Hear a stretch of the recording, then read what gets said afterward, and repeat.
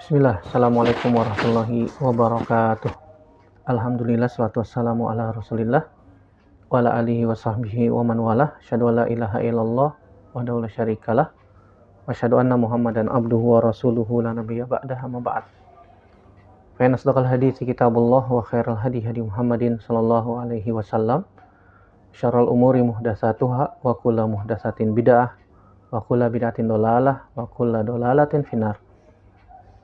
Ayolah ikhwah zinallahu wa ikum ajmain. Alhamdulillah, segala puji hanya milik Allah Subhanahu wa taala yang masih memberikan kepada kita kenikmatan berupa iman, Islam, nikmat sehat, nikmat al-afiyah, nikmat waktu luang, sehingga Allah Subhanahu wa taala perkenankan kita kembali bersua, bertemu, berjumpa dalam media ini untuk melanjutkan pelajaran kita dari Ad-Durus Al-Yaumiyah. Salat dan salam senantiasa teriringkan kepada Nabi kita Muhammad Sallallahu alaihi wasallam, kepada keluarga, sahabat, dan tidak lupa kita sebagai umatnya sampai hari yang tidak lagi bermanfaat harta dan keturunan kecuali yang datang kepada Allah Subhanahu wa taala dengan membawa hati yang selamat. Sekarang kita masuk pelajaran yang ke-344 yang saya beri judul melatih puasa anak sejak dini. Ketahuilah saudaraku rahimahullah taala, Allah Subhanahu wa taala berfirman, "Ya ayyuhalladzina amanu qu anfusakum wa ahlikum nara. Quduhan nasu wal hijaratu 'alaiha malaikatun gilazun syidadun la ya'sunallaha ma amarahum wa yaf'aluna ma yu'marun." Di dalam surat At-Tahrim, surat yang ke-66 ayat 6. Allah berfirman, "Wahai orang-orang yang beriman, jagalah diri kalian dan keluarga kalian dari api neraka yang bahan bakarnya manusia dan batu, yang di dalamnya terdapat penjaga malaikat yang kasar, keras, ya, tidak durhaka kepada Allah atas apa yang Allah perintahkan kepada mereka, dan mereka senantiasa mengerjakan apa yang diperintahkan oleh Allah Subhanahu wa taala." Di dalam ayat ini terkandung kewajiban mengajarkan keluarga dengan kebaikan, diantaranya adalah ibadah. Terutama yang jadi fokus pembahasan kita kali ini adalah mengajarkan, membiasakan, melatih anak-anak untuk beribadah sejak kecil. Ya, sebagaimana dikatakan oleh Ali bin Abi Thalib radhiyallahu anhu.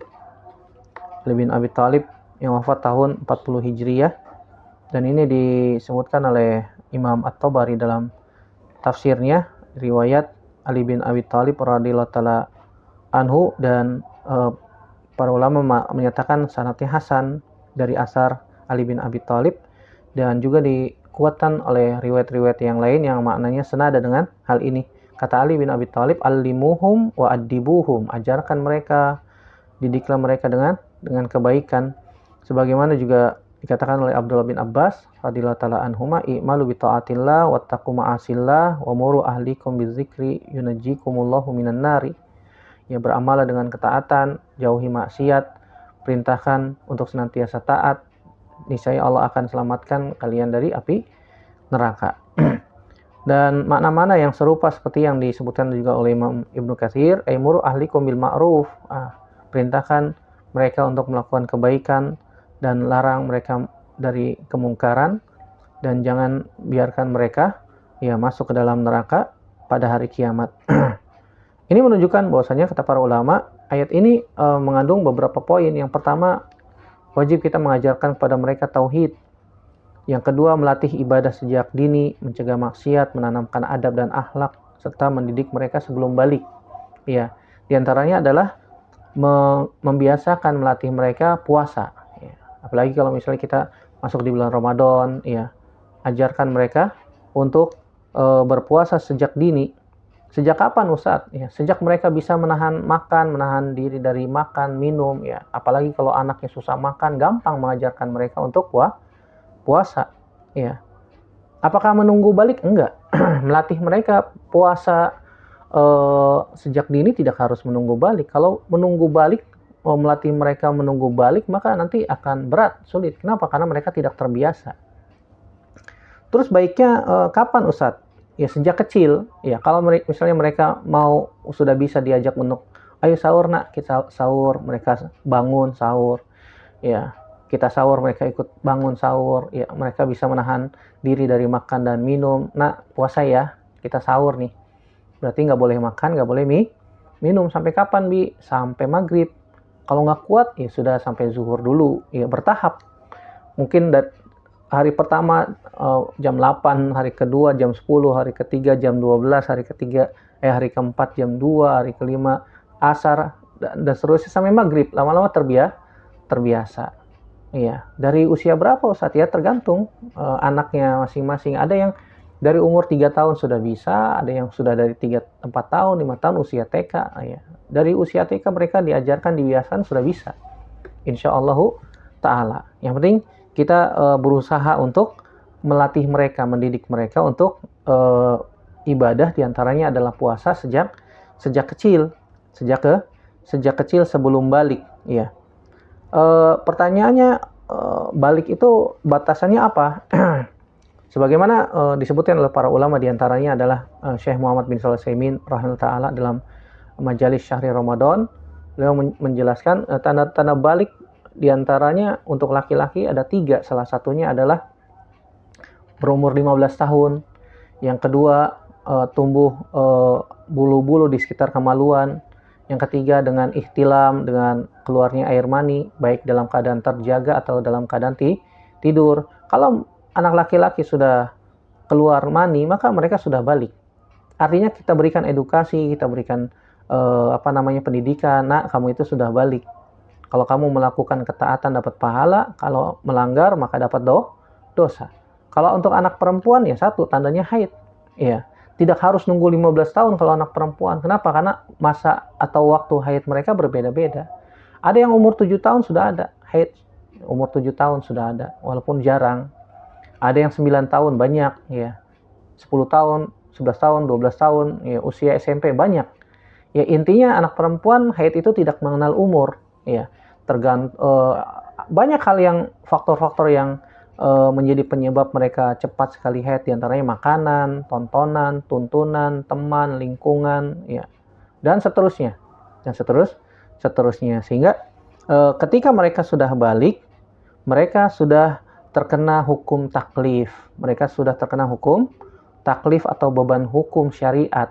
Kalau melakukan ketaatan dapat pahala, kalau melanggar dapat dosa. Ini harus kita tanamkan, harus kita edukasikan, ajarkan, informasikan kepada anak-anak kita sehingga mereka paham. Nah, ketika mereka sebelum balik, mereka sudah diajarkan, dilatih untuk beribadah, sholat, puasa, maka ketika mereka sudah balik lebih mudah. Yang anak perempuan misalnya diajarkan untuk memakai jilbab kalau keluar rumah, ya, sejak dini, sejak kecil. Ketika mereka sudah balik, nah, jangan lupa pakai jilbab kalau keluar. Oh iya, lupa, ya, misalnya. Sehingga mudah. Beda kalau anaknya nggak pernah diajarkan pakai jilbab, nggak pernah diajarkan puasa, nggak pernah diajarkan sholat sejak dini. Ketika mereka sudah balik, berat. Nah, pakai jilbab, nah, aduh, alasannya banyak. Ya, gerah lah, panas lah, macam-macam. Ya, kita berikan informasi, pendidikan. Nah, api neraka itu lebih panas daripada di dunia ini. Ya, menutup aurat, memakai jilbab untuk wanita hukumnya wajib, ya. Terus kalau mereka dilatih untuk berpuasa atau sholat sebelum balik, apakah wajib? Jawabannya tidak. Secara hukum tidak wajib, ya.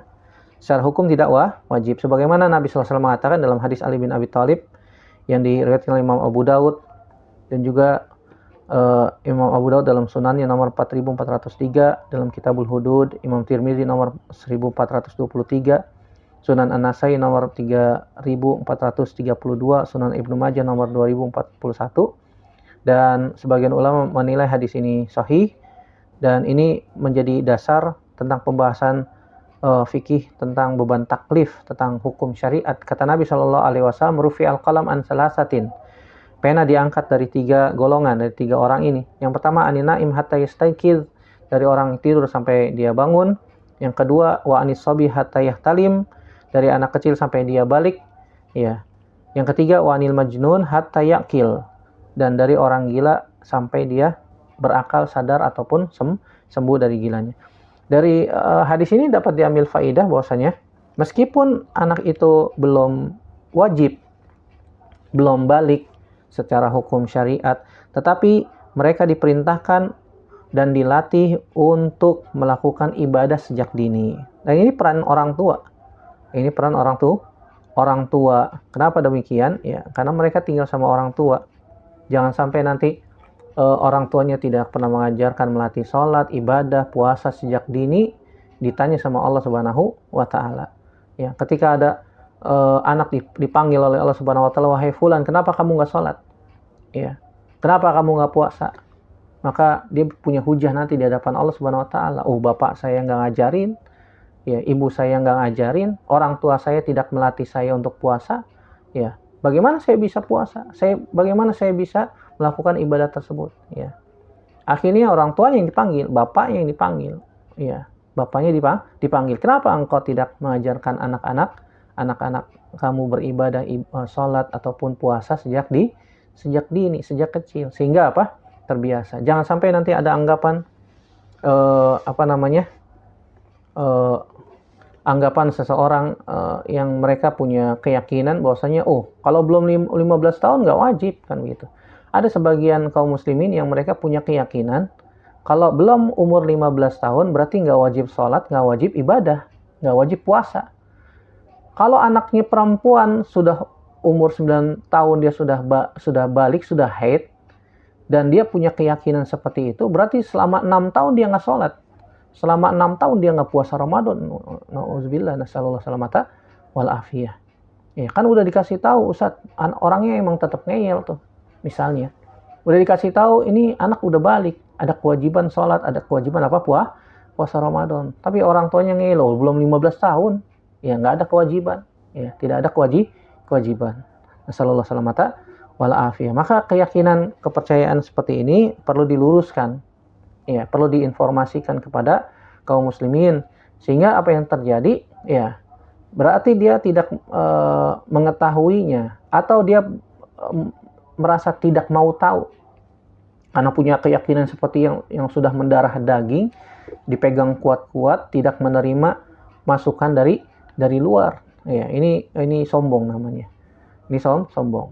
Oleh karena itu perlu diluruskan bahwasannya batasan barometer balik itu bukan 15 tahun saja.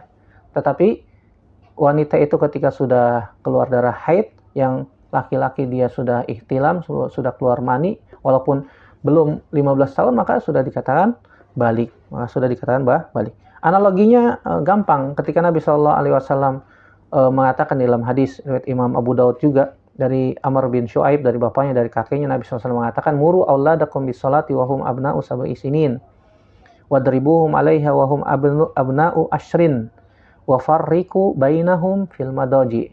Kata Nabi SAW, perintahkan anak-anak kalian sholat di umur 7 tahun. Kenapa umur 7 tahun? Karena ya, rata-rata anak-anak itu tamyiz di umur 7 tahun zaman Nabi ya SAW. Zaman sekarang ya, anak-anak tamyiz kadang-kadang ada yang sudah 5 tahun sudah tamyiz, 4 tahun. Caranya mudah, kita perintahkan saja untuk ke warung. Nak, beliin, saya kasih contoh misalnya, nak beliin garam, kasih uang 10.000. Garam harganya paling berapa? Murah ya. Dan dia pasti kembali itu kalau benar. Ya. Kalau dia pulang bawa garam sama kembaliannya, berarti dia udah ngerti. Disuruh udah paham. Ya. Itu namanya tamyiz. Dia sudah bisa membedakan mana yang benar, mana yang buruk, mana yang baik, mana yang tidak baik, mana yang salah, mana yang tidak salah. Ya, kalau dinasehatin, kalau disuruh, dia sudah ngerti. Ngerti. Kalau misalnya baliknya bawa garam sama kembalian, berarti dia sudah ngerti, sudah paham, sudah tamyiz. Bisa diperintahkan, bisa. Ya, makanya Nabi mengatakan, muru auladakum bis salati wa hum abna'u sab'i sinin. Karena usia tamyiz zaman dulu rata-rata umur 7 tahun. Berarti bisa dong di bawah 7 tahun, bisa ya. Anak-anak zaman sekarang apalagi, anak zaman now, anak Gen Z, macam-macam ya. Macam-macam. Dia biasanya lebih cepat dewasanya. Tapi kalau dikasih uang 10.000, disuruh beli garam ke warung, baliknya bawa es krim, mana garamnya? Enakan beli es krim, garam mah asin kan gitu. Berarti dia belum ngerti tuh, belum bisa disuruh. Suruh beli garam, bawanya es krim. Ya. Ditanyain kembaliannya mana? Kembaliannya buat jajan, buat beli permen. Berarti belum ngerti. Berarti belum paham. Ya, berarti belum tamyiz ya. Apakah kita latih juga untuk puasa? Iya. Ya, apalagi anaknya udah di atas 7 tahun misalnya, atau di bawah 7 tahun, 6 tahun atau 5 tahun. Kita latih. Walaupun nanti jam 8 buka, minta makan, enggak ada masalah. Yang penting ada ada yang namanya tadarruj, yaitu bertahap, ya, bertahap. Dan kita terus arahkan, perintahkan mereka untuk ibadah sejak dini, sholat, ya, puasa, dan yang sejenisnya. Kalau mereka nggak mau juga udah usia 10 tahun, maka kata Nabi SAW, boleh pukul, wadribuhum. Tapi ingat, dorban goyro mubarrihin, pukulan yang tidak menimbulkan bekas, dan pisahkan tempat tidur mereka. Maksudnya ranjangnya dipisahkan. Imam Yahya bin Syaraf An-Nawawi rahimahullah ta'ala mengatakan berkaitan dengan hadis ini, kata beliau dalam kitab Al-Minhaj Syarah Sahih Muslim Ibnul Hajjaj, ya, di jilid yang ketiga halaman 11, kata beliau, hadzal hadis dalilun ala anna sabiyyu maru bis salati di sab'i sinin tamrinan lahu ala ta'ah wa ta'diban lahu la ala sabilil wujub. Kata Imam Nawawi rahimahullah ta'ala, hadis ini, ya, mengandung dalil pelajaran bahwasanya anak kecil diperintahkan sholat pada usia 7 tahun sebagai latihan dalam ketaatan dan pendidikan baginya, walaupun bukan dalam artian kewajiban karena belum taklif. Hal yang senada juga dikatakan oleh Imam Ibnu Qudamah Al-Maqdisi, ya, beliau mengatakan, ya, Imam Ibnu Qudamah wafat tahun 620 Hijriah. Beliau mengatakan, wa yu'maru as-sabiyyu bis-salati idza balagha 7 sinin wa yudrabu 'alaiha idza balagha 10. Ya. Bahwasanya anak itu diperintahkan sholat apabila telah mencapai 7 tahun, dan boleh diberikan pukulan pendidikan, ya, bukan pukulan emosi, bukan pukulan hawa nafsu, bukan pukulan dendam, bukan.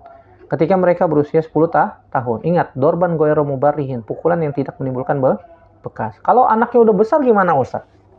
Maksudnya udah usia SMA atau kuliah, ya, jangan dipukul. Mereka bisa balas, ya, mereka bisa dendam.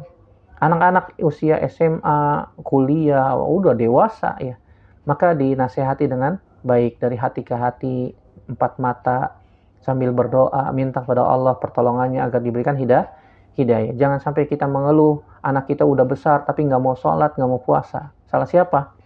Orang tuanya tidak melatih mereka ketika mereka masih kecil, ketika mereka masih usia dini, mereka tidak dilatih untuk ibadah. Jangan sampai menyesal di kemudian hari ketika mereka sudah besar, disuruh sholat, disuruh puasa, tidak mau. Ya. Kenapa? Karena mereka tidak terbiasa, tidak terlatih untuk hal ini. Nah, ini tugas orang tua untuk melatih mereka. Ya, semoga Allah Subhanahu wa taala berikan kemudahan kita, ya, kepada para orang tua untuk melatih, untuk membiasakan anak-anak kita untuk ibadah, terutama puasa di bulan Ramadan sejak dini, sehingga mereka tumbuh menjadi anak-anak yang soleh dan soleha, taat kepada Allah Subhanahu wa taala dan Rasulnya, serta berbakti kepada kedua orang tua. Dan semoga Allah Subhanahu wa taala juga mengumpulkan kita, ya, di surga bersama keluarga kita yang tercinta, dan semoga Allah Subhanahu wa taala memberikan taufik kepada kita semua untuk bisa melakukan hal yang demikian, ya. Terima kasih atas atensinya, terima kasih atas perhatiannya. Semoga bermanfaat yang sedikit ini, dan semoga kita semua diberikan oleh Allah Subhanahu wa taala, ya, kemudahan untuk bisa senantiasa beramal di bulan Ramadan secara maksimal. Semoga Allah juga perkenankan kita bertemu dengan Lailatul Qadar dalam keadaan beribadah kepadanya, dan semoga Allah memasukkan kita semua ke dalam surganya. Amin ya rabbal alamin. Demikian, sallallahu ala nabiyina Muhammadin wa ala alihi washabihi wasallam, wa akhir da'wana alhamdulillahi rabbil alamin. Subhanaka Allahumma bihamdik, asyhadu an la ilaha illa anta astaghfiruka wa atubu ilaik. Wassalamualaikum warahmatullahi wabarakatuh.